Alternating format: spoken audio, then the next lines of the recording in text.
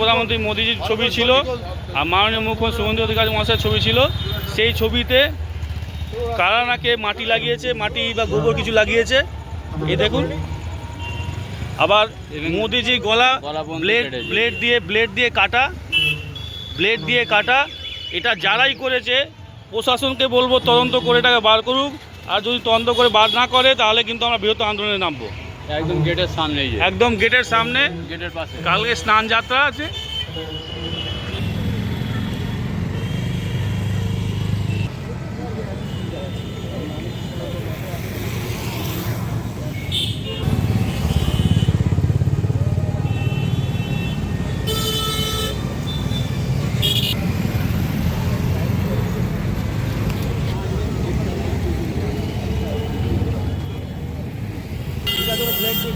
হ্যাঁ, এটা আমাদের শ্রীরামপুর ব্লেড মারা হ্যাঁ ওইটা দেখুন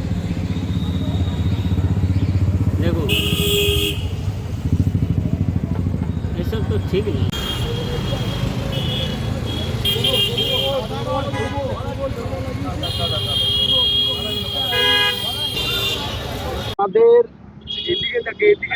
আমাদের মোদিজির গলার ওখানে কাটা আছে এবং মুখের উপরে কাদা মাখানো, এবং আমাদের মুখ্যমন্ত্রী মাননীয় শুভেন্দু অধিকারীর মুখের উপরে বেশ খানিক, আমি এসে দেখলাম, সে ভিডিও আছে আমার কাছে, কাদারে পুরো ভর্তি। তাই আমরা প্রশাসনকেও ফোন করলাম, প্রশাসন যথেষ্ট এখানে এসে উপস্থিত হয়েছেন, দেখেছেন, ওনাদেরকেও আমরা জানিয়েছি এবং জনগণ সবাই এখানে উপস্থিত আছে, ওরা দেখেছে। কারা করতে পারে বলে মনে হচ্ছে? এটা তো আমার কাজ নয়, এবার প্রশাসনকে বলেছি, এটা প্রশাসন বুঝবে যে কারা করেছে, ওনারা দেখবেন। আপনারা উচ্চ নেতৃত্বের সাথে কথা বলবেন? হ্যাঁ, এটা আমরা জানানো হয়েছে।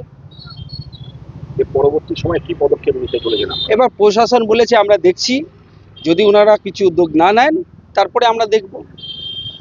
আপনার নাম? আমার নাম মনোজ কুমার মাঝি, শ্রীরামপুর মণ্ডল 3-এ সভাপতি। এখানে তো কাল কোনো মানে ইচ্ছাকৃত এটা ইচ্ছাকৃত হতে পারে, এটা তো আমরা বলতে পারি না যে কে করেছে, কারা করেছে। এটা ইচ্ছাকৃত হতে পারে, উস্কানিমূলক একটা হতে পারে।